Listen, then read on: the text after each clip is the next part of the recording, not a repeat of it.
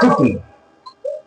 আমি ছিলাম না, আমি দুনিয়াতে এসেছি মুসাফির হিসাবে, আবার কয়েকদিন পরে দুনিয়াতে থাকবো না। কথাটা বুঝতে পেরেছেন? আমি ছিলাম না, এখন আছি, কিছুদিন পরে থাকবো না, কয়েকদিন পরে থাকবো না। কয়টা? এই তিনটা কথা চিরন্তন কথা। কেউ যদি এই তিনটা কথাকে নিয়ে চিন্তা করে, খোদার কসম দিয়ে বলছি তার জীবন পাল্টে যাবে। আমি ছিলাম না, এখন আছি, কয়েকদিন পরে থাকবো না। মানে কি? আমি ছিলাম কোথায়, কেন আসছি, কয়েকদিন পরে কোথায় যাব? প্রশ্ন না, সকলের প্রশ্ন। আমি আগে কই ছিলাম, কোথা থেকে আসলাম, আবার কোথায় যাব? কোথায় যাব?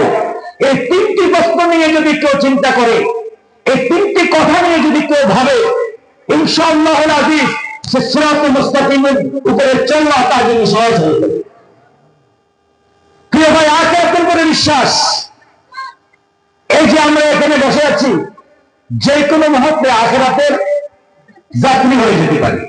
এক সেকেন্ডের কি নেই, দিনের কি নেই, যে কোনো মুহূর্তে আমি আপনি আখিরাতের যাত্রী। এই কথাটাকে চিরন্তন বিশ্বাস করা। মৃত্যুকে হাতে নিয়ে আমরা চলছি, প্রতি সেকেন্ডে মৃত্যু ধূপ আমার সাথে সাক্ষাৎ করছে। আপনারা কি জানেন মালাকুল মউত প্রতিদিন কয়েকবার আপনার সাথে আমার সাথে সাক্ষাৎ করে? এটা কি জানেন? প্রতিদিন মালাকুল মউত কয়েকবার আমার আপনার সাথে সাক্ষাৎ করে। কেমনে সাক্ষাৎ করে জানেন? হ্যাঁ, ধরেন আপনি আপনার বেডরুমে শুয়ে আছেন, আপনার বেডরুমে শুয়ে আছেন, আপনার বিবি 80 বছর কিরে শুয়ে আছেন, অথচ আপনার বিবি কোথায়? পাকঘরে। আপনি দেখতেছেন আপনার বেডরুমে বিবি আসছে, আপনি ভাবছেন আপনার বিবি পাকঘর থেকে আসছে, অথচ বসে আছে কোথায়? পাকঘরে। এটা আপনার বিবির সুরতে মালাকুল মউত আপনার সাথে সাক্ষাৎ করতে আসছে। আপনার যে কোনো একজন বন্ধুর সুরতে মালাকুল মউত আপনার সাথে সাক্ষাৎ করে, ডেলি আমার সাথে করে, আপনার সাথে করে। রাসূল বলেন প্রতিদিন মালাকুল মউত কয়েকবার তোমাদের প্রত্যেকের সাথে সাক্ষাৎ করে। এটা হলো আখিরাতের উপরে বিশ্বাস। মৃত্যুবরণ করবো আমি, আমাকে দুনিয়া থেকে চলে যেতে হবে, কবরে আমাকে যেতে হবে, কবরে আমাকে প্রশ্ন করবে কয়টা বলেন তো? আচ্ছা, আমরা কি জানি কবরে প্রশ্ন কয়টা হবে? কয়টা ভাই? সবাই বলেন, ডাক্তার বললেন কবরে কয়টা প্রশ্ন করবে? সারা জীবন আমরা শিখে আসছি তিনটা। কয়টা? তিনটা শিখে আসছি, চারটা তো আপনারা যারা আমার মুসল্লি এই জন্য বলতেছেন। আমার মুসল্লি যারা তারা বলবেন আমি জানি যে আপনারা বলেন তো কবরে কত প্রশ্ন করবে? আপনারা জানেন কবরে প্রশ্ন হবে তিনটা, কিন্তু একজন মুসলমান ইমানদারকে তিনটা প্রশ্ন করবে না, চারটা প্রশ্ন করবে। কয়টা প্রশ্ন? চারটা। আর একজন কাফেরকে তিনটা প্রশ্ন করবে। কাফের, বেঈমানকে কি প্রশ্ন করবে বলেন? তোমার রব কে? তোমার দিন কি ছিল? এই ব্যক্তিকে। কয়টা প্রশ্ন জানেন? তোমার রব কি? এটার আলোচনা যদি করা হয় রাত শেষ হয়ে যাবে না? তোমার রব কে মানে কি? তোমার প্রতিপালক কে? কার সংবিধান অনুযায়ী তুমি চলেছিল? তোমার ঘর, তোমার প্রত্যেকের ঘর এক একটা রাষ্ট্র। প্রত্যেকের ঘর কি? আমার ঘর আমার রাষ্ট্র। আমি আমার ঘরের প্রধানমন্ত্রী, আপনি আপনার ঘরের প্রধানমন্ত্রী।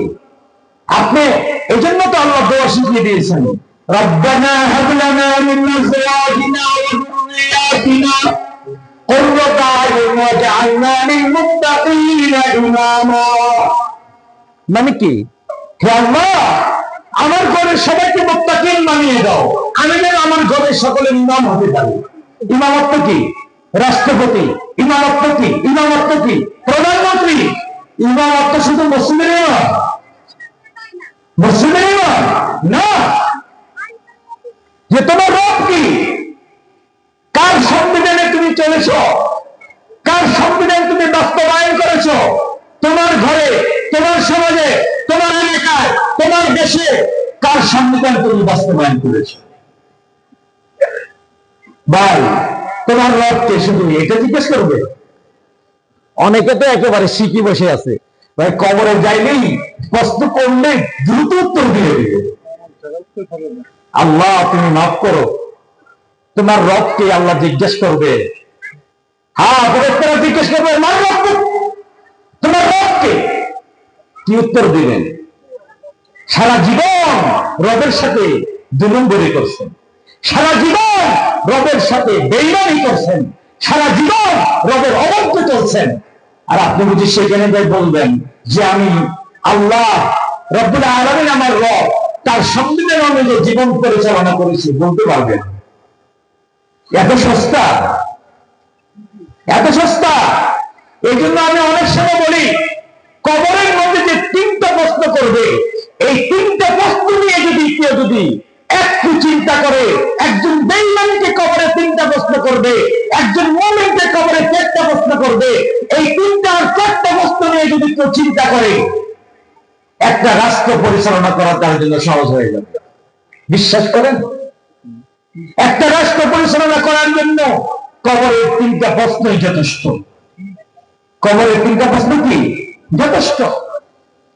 এই জন্য কবরের প্রশ্নগুলো, তোমার রবকে, তোমার দিন কি ছিল, কোন সংবিধানে তুমি দুনিয়াতে চলছিলা, কার কথা অনুযায়ী চলছিলা, কোন কথা অনুযায়ী তুমি তোমার জীবন যাপন করছিলা, আল্লাহ সুবহানাহু ওয়া তাআলা কবরের মধ্যে ফেরেশতাদের মাধ্যমে আপনাকে আমাকে জিজ্ঞেস করো। তারপরে কোন প্রশ্ন করবে? হ্যাঁ, তোমার নবী কে ছিল, লোকটাকে? এই কথাগুলো বলো আমার উদ্দেশ্য নয়। আমার কথা হলো আখিরাতের উপর বিশ্বাস স্থাপন করা। আজকে আখিরাতের উপরে যদি বিশ্বাস আর একই যদি আমাদের থাকতো, তাহলে আমরা কখনো গুনাহ করতে পারতাম না ভাই। আজকে আখিরাতের উপরে আমাদের বিশ্বাস নাই। আমাদেরকে যে আবার মৃত্যুর পরে আল্লাহ আমাদেরকে আবার পুনরুজ্জীবিত করবেন, কবরের মধ্যে যে আল্লাহ আমাদেরকে আবার প্রশ্ন করবেন, চিন্তা করবেন, এই কথাগুলোর ঈমান আজকে আমাদের মধ্যে নাই। আছে নাকি? বলেন আছে? আজকে কয়জনে বিশ্বাস করে আখিরাতকে? কয়জনে আখিরাতকে বিশ্বাস করে? সবার মনোযোগ দেখে ভাই, আজকে কয়জনে আখিরাতকে বিশ্বাস করে?